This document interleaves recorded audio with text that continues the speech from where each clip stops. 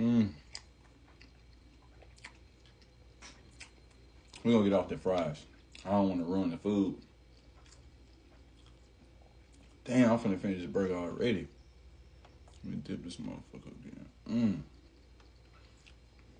This shit look good when you dip it in the ranch. Like,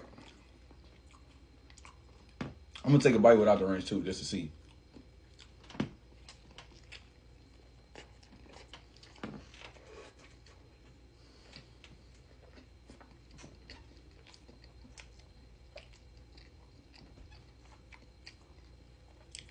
I recommend this for everybody.